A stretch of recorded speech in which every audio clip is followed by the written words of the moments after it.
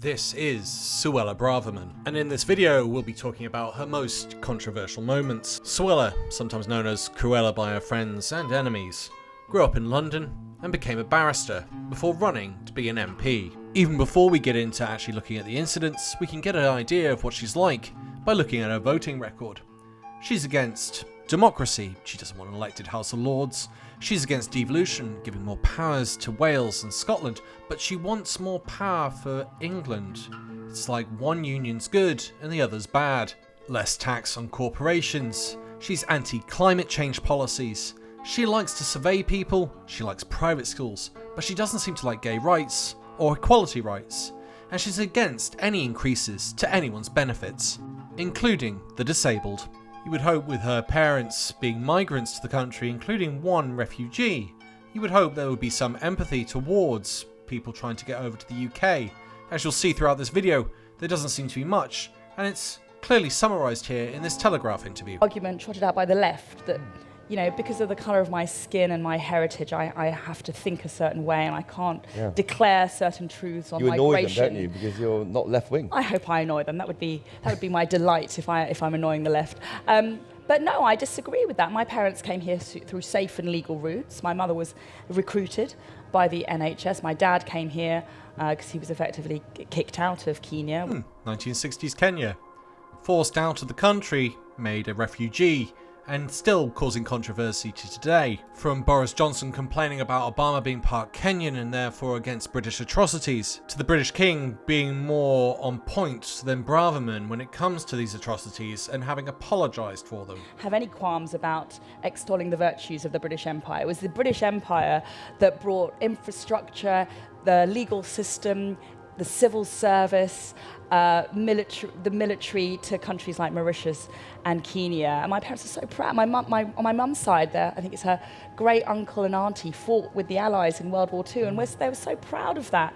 So I think, you know, children of empire, there's obviously a mixed picture, and obviously there are bad things about empire. But history is such as multiple genocides, selling more drugs than Escobar did in 1 year. But let's not get too sidetracked here. It's quite interesting just to see her issues and views on world history, on British Empire, on Britain, and immigration. We start with Windrush. After World War II, Britain started calling on people in its empire to come to Britain to help rebuild the country. But identity documents weren't provided and weren't needed at the time because they come here legally.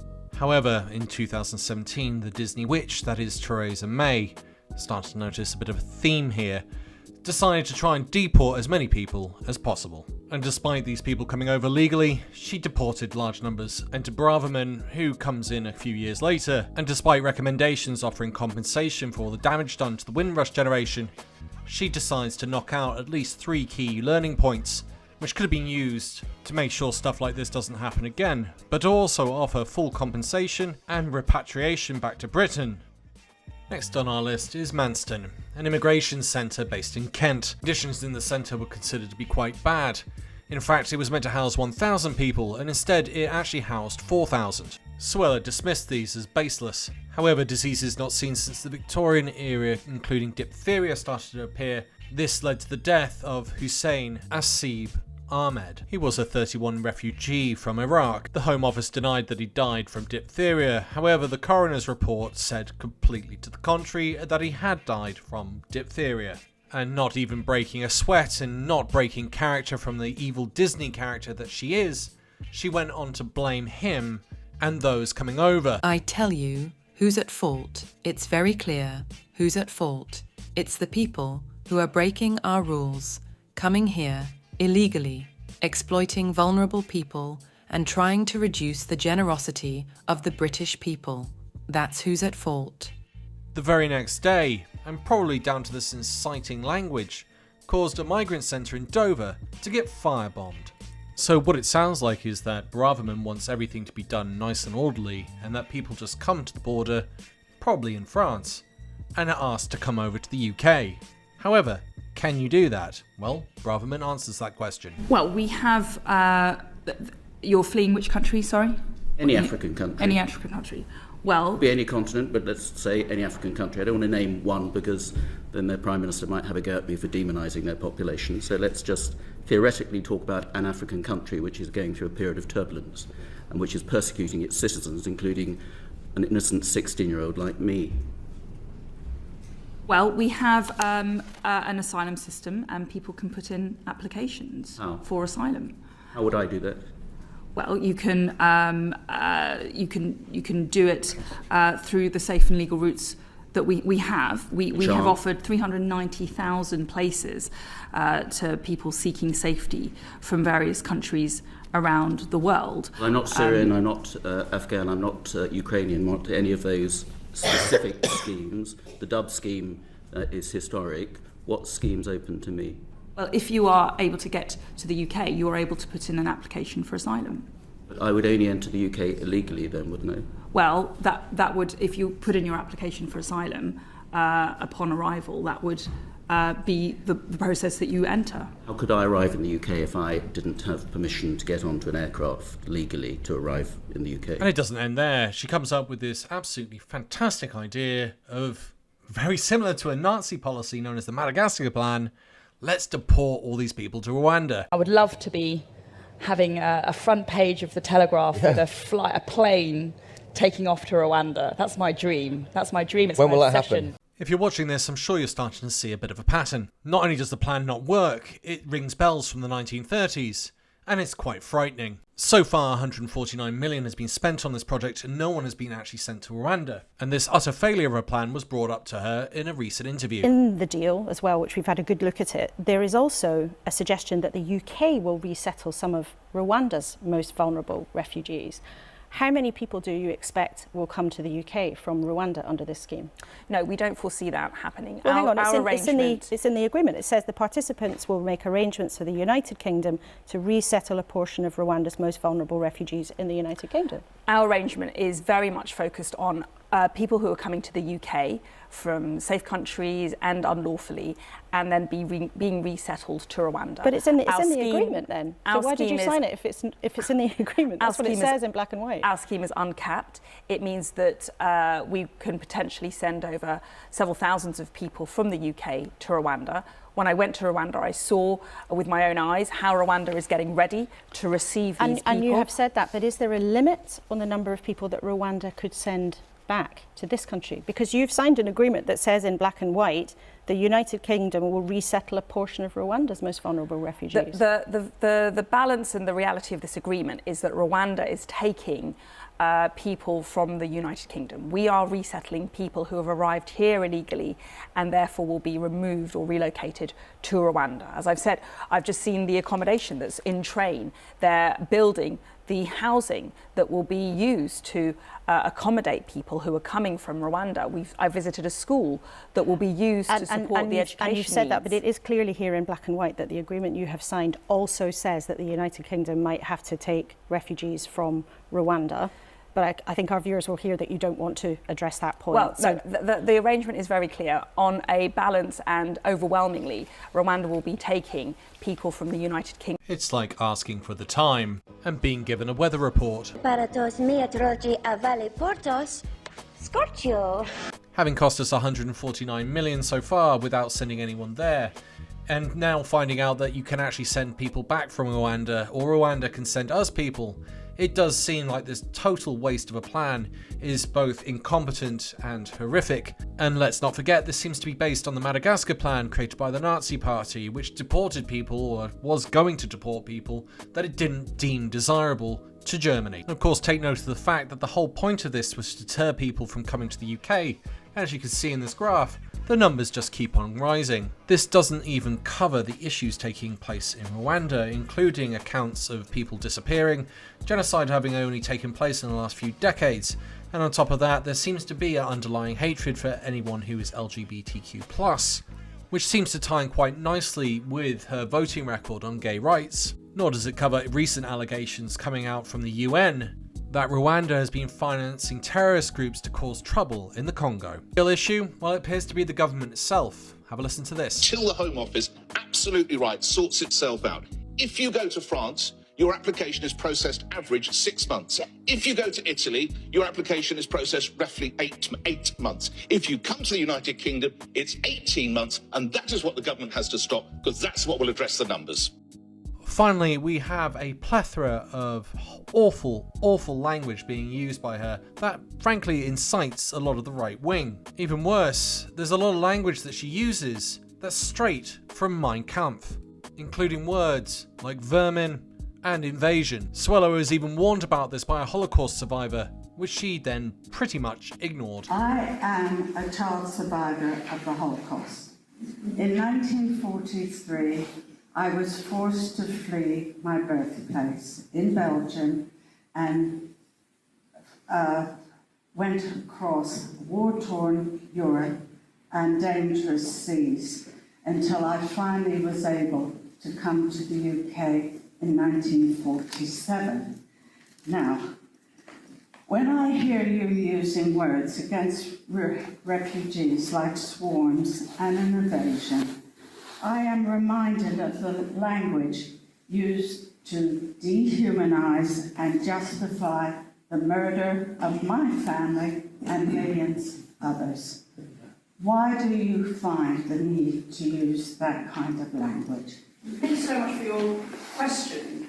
And let me just say this. I too share a huge amount of concern and sympathy and frustration about the challenge that we are facing. Personally, I too am. My parents were immigrants to this country. My father was kicked out of Kenya. He found refuge and security. Yes, that's right. You have heard it correct. She is comparing her life and the parents' life to that of a Holocaust survivor's. An opportunity in the United Kingdom at a time when it was, very difficult. And my mother was not born in this country. She was recruited by the United Kingdom as a girl of 18. And again, comparing someone who came over here for a job opportunity to that of a Holocaust survivor. But I will not shy away from saying we have a problem with people exploiting that generosity, breaking our rules and undermining our system. That's right, a Holocaust survivor has complained to her, and she said, no, my language is fine. And the language? She's claiming it's an invasion. Exact words you can find in Mein Kampf. The British people deserve to know which party is serious about stopping the invasion on our southern coast and which party is not. This was said the day after a petrol bomb attack had taken place on a migrant centre. Mr. Speaker, all of us in this House can play our part in stamping out those who seek to cause division and hate in our society. And there's still more. Have a listen to this, where Susanna Reid completely and utterly obliterates her. There are potentially 100 million people around the world who are currently displaced. That's an estimate provided for by the UN. That's people who are being displaced because of conflict, persecution, environmental factors, people who are on the move. Many of them are heading to the United Kingdom. We saw over 45,000 people come here on small boats alone last year. This is an unsustainable level of a problem that we've got, and it's now necessary for us to take steps to stop it. There are 100 million displaced people worldwide. That is true. Only a quarter of them have left their own country. And out of that quarter, it's estimated between 80 and 90% only go to the neighbouring country. So even the 100 million figure doesn't hold up, let alone the billions that you have flagged in the Daily Mail this morning. I think we can look at, we can argue about the numbers of the millions of people around the world who would like to come in the United Kingdom. It's not an argument. Only 26 million have even left their own country. When you hear these repeated gaffes, it does make you wonder, how on earth did she become a barrister? And 45,000 were in boats coming over to the UK. Yes, so yes, what we're dealing with here is tens of thousands, isn't it? What we're dealing with is an unsustainably high number. A number so high that it is half of Wembley, which she's claiming she can't process, but as we pointed out earlier, they clearly can. They just don't want to. We will not be able to sustain an asylum system if, in effect, simply being gay or a woman or fearful of discrimination in your country of origin is sufficient to qualify for protection. So, to be clear, that's not true what she just said, and she's going to trip herself up in a minute because she's going to prove that it isn't just that you're gay, it's also other reasons. Article 31 of the Refugee Convention makes clear that it is intended to apply to individuals coming directly from a territory where their life was threatened. How on earth did she become a barrister when she trips herself up like this? But the homophobia doesn't end there. It goes on a little bit further. Homeless charities have criticised the Home Secretary for saying that people who sleep rough on the streets have made a lifestyle choice. In one foul swoop, and I do use the word foul, she has managed to use the words lifestyle choice to describe both being homeless, but also insinuating some sort of homophobic slur. Suella Braverman says she wants to end the nuisance and distress caused by those who live in tents on pavements. They've become an increasingly regular sight on Britain's streets. Rows of tents on pavements and in doorways used by the growing number of rough sleepers. But the government is reportedly looking at banning their use in urban areas, concerned about nuisance issues like blocking shops and premises. The Home Secretary is also reportedly considering a new civil offence with fines to deter charities from giving tents to homeless people. Again, you're starting to see parallels with what was happening in the 1930s, taking into account there was extreme homophobia back then, but on top of that, under Nazi Germany, homelessness was made into a crime. We will help those who are genuinely homeless. It cannot be right that parts of our cities are ruined and blighted by the sight and use of tents. There is no need to use tents for accommodation in 21st century Britain.